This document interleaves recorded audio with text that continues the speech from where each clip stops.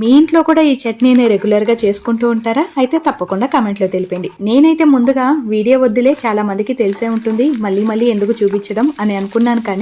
కానీ కొత్త వాళ్ళకి, తెలియని వాళ్ళకి ఒకసారి తెలియజేసినట్టు ఉంటుందని చెప్పేసి మళ్ళీ వీడియో తీయడం స్టార్ట్ చేశాను. అందుకే పప్పులు వేసేటప్పుడు వీడియో తీయలేదనమాట. పప్పులు వేసిన తర్వాత వీడియో తీశాను. పప్పులన్నీ వేయించుకున్న తర్వాత అందులో వెల్లుల్లి రెబ్బలు, కారానికి తగినంత ఎండుమిర్చి, పచ్చిమిర్చి ఉంటే కూడా యాడ్ చేసుకోవచ్చు. ఆ తర్వాత ఆనియన్స్ వేసుకుని, చిటికెడు పసుపు వేసుకుని దోరగా ఫ్రై చేసుకోవాలి. ఆ తర్వాత టమోటా, కొత్తిమీర వేసుకుని అది కూడా దోరగా ఫ్రై అయితే సరిపోతుంది. ఆ తర్వాత క్యాప్సికం వేసుకుని, పులుపుకు తగినంత చింతపండు వేసుకుని ఇది కూడా కాసేపు ఉంచిన తర్వాత చల్లారిన తర్వాత గ్రైండ్ చేసుకోవాలి మిక్సీ జారులో.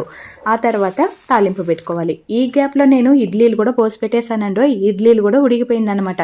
మా ఇంట్లో ఇడ్లీలు చేసిన రోజు లంచ్ కూడా అదే కట్టిచ్చేస్తాను. పిల్లలు కూడా చాలా ఇష్టంగా అడిగి మరీ తీసుకువెళ్ళిపోతారనమాట. దానివల్ల దానికి సపరేట్, దీనికి సపరేట్ చేయాల్సిన అవసరం అయితే లేదనమాట. ఈ రోజు మా ఇంట్లో టిఫిన్ ఇవే.